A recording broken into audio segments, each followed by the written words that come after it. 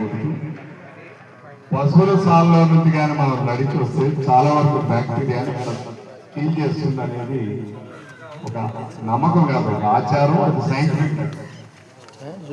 ఈరోజు మనం అనారోగ్యాలు, ఇంటిలో బ్యాక్టీరియాలు రావడానికి, బ్యాక్టీరియాని కోరుకున్నటువంటి అనారోగ్యాలు పాలవడానికి కూడా కారణం ఇదొకటి.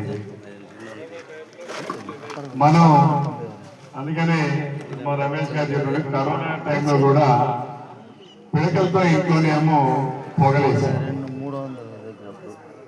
అంటే మనం సైన్స్ ఎంత అభివృద్ధి చెందింది. ఈరోజు చంద్రమండలం మీద మనం వెళ్ళిపోతున్నాం, రాకెట్లు ఉపయోగిస్తున్నాం, రాకెట్ లాంఛర్లు ఉపయోగిస్తున్నాం. చంద్రమండలంలో నీళ్ళు ఎక్కడ ఉన్నాయి, భూమి ఎక్కడ ఉందని కూడా పరిశోధన తెలుసుకుంటున్నాం. కానీ ఎక్కడికి వెళ్ళినా తిరిగి మళ్ళీ మనం రావాల్సింది ఎక్కడికి రావాలి, భూమి మీదకి రావాలి.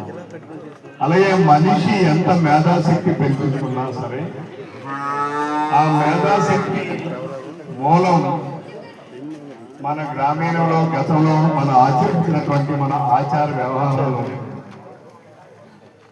ఎవరో చెప్పాడు నిన్ననే, మెసాచ్యూసెట్స్ ఇన్స్టిట్యూట్ వాళ్ళు న్యూటన్ సిద్ధాంతం కనుక్కోవడానికి ముందే మన 5 దశాబ్దాల కన్నా ముందే మన భారతదేశంలో మనం కనుక్కున్నాం. అయితే ఆయన సైంటిస్ట్ గా చెప్పాడు, మనలో వేదంలో చెప్పాడు. అలానే మనం ప్రపంచంలోనే అన్నిటికీ కూడా మార్గదర్శనం ఎవరంటే భారతదేశం. దానికి ఎవరికి సందేహం ఉంటుంది. ఈరోజు యూనివర్సిటీలు అక్కడ బాగున్నాయి, ఇక్కడ బాగున్నాయని అంటున్నాం. యూనివర్సిటీ అనేటటువంటిది నలంద యూనివర్సిటీ 5వ శతాబ్దంలోనే ఉన్నటువంటి అతిపెద్ద యూనివర్సిటీ, 24 ఎకరాల్లో ఉంది. అంటే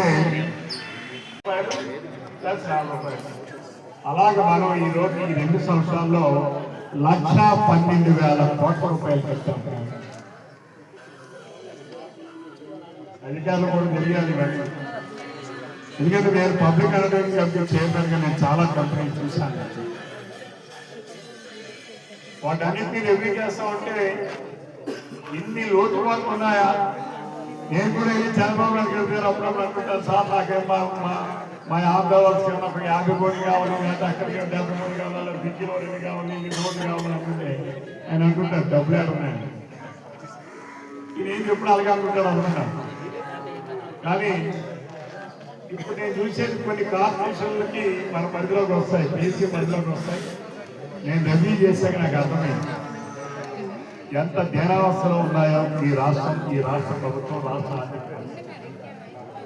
అయినా సరే ముఖ్యమంత్రి గారు ఇది రైతు ప్రభుత్వం, రైతు బాగుండాలని కోరుకునే ప్రభుత్వం, రైతు బాగుంటేనే రాష్ట్రం బాగుంటుందని నమ్మేటటువంటి ప్రభుత్వం నాయకుడు చంద్రబాబు నాయుడు గారు. కాబట్టి ఈ పథకాలన్నింటినీ కూడా అమలు చేస్తున్నాం. గత 5 సంవత్సరాలు జగన్మోహన్ రెడ్డి ముఖ్యమంత్రి ఉన్నప్పుడు ఒక్క మందు కూడా ఇచ్చిన పాపాన పోలేదు, ఒక ఇన్సూరెన్స్ కట్టిన పాపాన పోలేదు. కాబట్టి ఇవన్నీ కూడా అమలు చేస్తాం. ఇంకా ఎక్కువ స్థాయిలో అమలు చేయబోతాము. నెక్స్ట్ బడ్జెట్ వచ్చినప్పటికీ ఇంకా రైతుని ఏ రకంగా ఆదుకోవాలి, ఇంకా ఏ మేరకు మనం సాయం చేయాలి ప్రభుత్వం నుంచి అనేది ఆలోచిస్తూ ఉంది. ఈరోజు మరి ఇవన్నీ కూడా